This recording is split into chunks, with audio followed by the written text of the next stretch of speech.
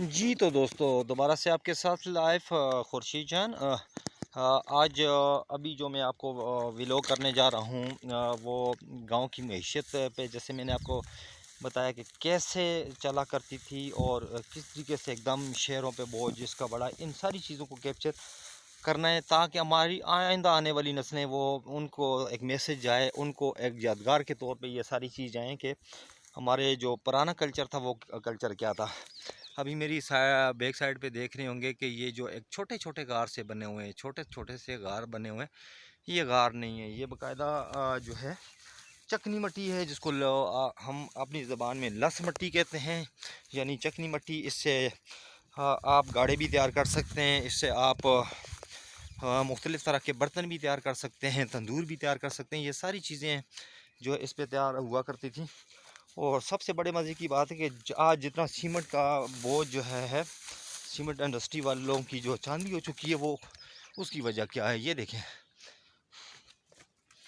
देखें दोस्तों, ये गार नहीं है, बाकायदा ये वो मिट्टी है जिस मिट्टी से बाकायदा जो है बर्तन बनते थे, या जिसके इस मिट्टी से हम जो अपने गांव के जो घर होते थे उनको उनकी लपाई किया करते थे, उनको जो है प्लस्तर के तौर पे हम इस मिट्टी को इस्तेमाल किया करते थे। ये पूरे गांव का दारोमदार ज़्यादातर जो है 90% जो है वो इस जगह पे था। ये छोई का मकाम है, इस छोई के मकाम पे ये मिट्टी, ये जो चकनी मिट्टी है जिसको लस मिट्टी कहते हैं, इस लस मिट्टी को इस्तेमाल किया करते थे।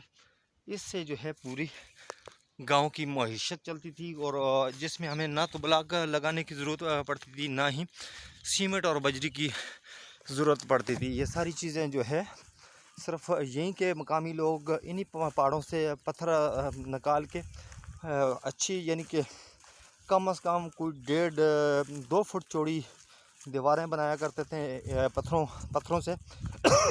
इन सॉरी, मैं पत्थरों के बारे में भी बताता चलूँ आपको कि ये इस तरह के, ये पत्थरों के जो ढेर पे आप देख रहे हैं, मुझे इस तरह के पत्थर हुआ करते थे, और इस पत्थरों से लोग गांव के जो है किला नुमा घर बनाया करते थे, जिससे एक तो उनकी पायदारी थी, एक बहुत मजबूत घर बना करते थे। उस वक्त चूँकि बर्फ़बारी भी ज़्यादा हुआ करती थी, और उनका मुकाबला सिर्फ़ और सिर्फ ये पत्थरों वाली दीवारें करती थी, और इनकी लिपाई जो है, इनका जो प्लस्तर है वो इस चकनी मिट्टी से हाथों से लेप करके किया जाता था, जिससे गांव वालों को ना तो सीमेंट की ज़रूरत पड़ती थी और ना ही ब्लॉक और रेती बजरी की। लेकिन गांव वालों ने जब आसाइशों की तरफ बढ़ना शुरू कर दिया, वो तो उन्होंने ब्लॉक इस्तेमाल करना शुरू कर दिए, रेती बजरी और सीमेंट इस्तेमाल करना शुरू कर दिया। तो फिर जो बोझ बढ़ जाता है वो सीमेंट फैक्ट्रियों पे बढ़ जाता है, शहरों पे बढ़ जाता है। तो इस तरीके से गांव की मईशत का जो बुरा हाल हुआ है, इस वजह से हुआ है कि लोगों ने अपनी आसाइशें जो है, जो मुश्किलात है, मुश्किलात को छोड़ दिया है। थोड़ा सा मुश्किलात में पड़ के वो ये सारे काम किया करते थे। लेकिन आप चूँकि गाड़ियाँ भी दस्तियाब होती हैं, रेलियाँ और ट्रालियाँ और बड़े डंपर, हर तरह की चीज़ें मुयसर होती हैं, आसानी से पैसे देकर ख़रीद लेते हैं। लेकिन पहले थोड़ा मुश्किल काम था, लेकिन इसमें लोगों की सेहत भी पायदार हुआ करती थी, और साथ साथ में फ्री में काम भी हुआ करते थे। लेकिन हाँ चलें, आज हमारे पास एक और गाँव का पौधा है, ये बहुत कम ही आजकल जो है नज़र आता है, ये मिलता है। ये है आग का पौधा। इसके जो है मैं इसके बारे में बताता चलूँगा। ये इतना खूबसूरत पौधा पूरे गांव में मैंने फ़िलहाल तो एक यही देखा है, इसके अलावा भी शायद होंगे किसी जगह पे, लेकिन फ़िलहाल यही देखा है। लेकिन ये है आग का पौधा। इसके बारे में मैं बताता चलूँ कि अगर किसी बंदे को दांतों के अंदर सांप डस लेता है या काट लेता है, तो इसके पत्तों, इसके इन फूलों को चबाया जाता है। जब तक फूल मीठे महसूस होते हैं, इनका जायका मीठा महसूस होता है, तो उस वक्त तक चबाना चाहिए। जैसे ही इनका जायका थोड़ा सा कड़वा सा महसूस होना शुरू कर दे तो बंदा उसको थूकना शुरू कर दे, खाना बंद कर दे।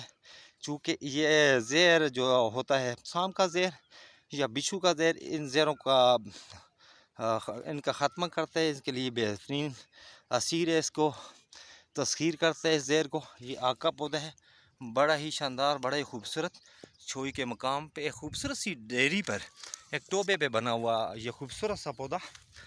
और इस टोबे से मैं कोशिश करता हूँ कि ज़रा हदूद अरबा भी बताता चलूँ कि इस टोबे पे अगर मेरी दाएं तरफ देखें तो ये नीचे खाई है और जो नदियाँ है गांव करेड़ की और गांव चढ़ाई की मुश्तरका नदियाँ, दोनों गांव के बीच में ये जो बहती है ये नीचे नदियाँ है। इस नदियाँ के अंदर जाके मैं आपको फोकस करूँगा, मैं नदिया में जाके आपको ये सारी चीज़ें बताऊँगा। फ़िलहाल चारों तरफ में कैमरा को घुमाकर इनके चारों तरफ का सीन दिखाता हूँ आपको। तो 5-6 मिनट की ये मूवी हो चुकी है। मेरी कोशिश होगी कि थोड़ी थोड़ी मूवियाँ मैं आपको आपके साथ शेयर करता रहूँगा, मतलब बताता रहूँगा। जो न बताते होंगे चरिंद परिंद होंगे, यहाँ पे परिंदों के घोंसले होंगे, मुख्तलिफ़ परिंदों के अक़साम होंगी। जो चीज़ भी मुझे यहाँ पे जैसे जैसे मेरे जहन में आती है कि मुख्तलिफ़ जंगली फल होंगे, इन सब चीज़ों के बारे में आपको बताता रहूँगा। तो दोस्तों से रिक्वेस्ट है कि मेरी इस मूवी को लाइक शेयर एंड कमेंट ज़रूर कीजिएगा कैसा लगा। ख़ास तौर पर उन दोस्तों को जो शहर के अंदर मौजूद होते हैं, शहरी इलाकों में गर्मी होती है, उस तरह का माहौल कम से कम देखने को मिलता है। तो मेरी कोशिश होती है कि मैं छोटे छोटे व्लॉग बनाकर आप तक पहुँचाऊँ। तब तक अपना बहुत सारा ख्याल रखिएगा।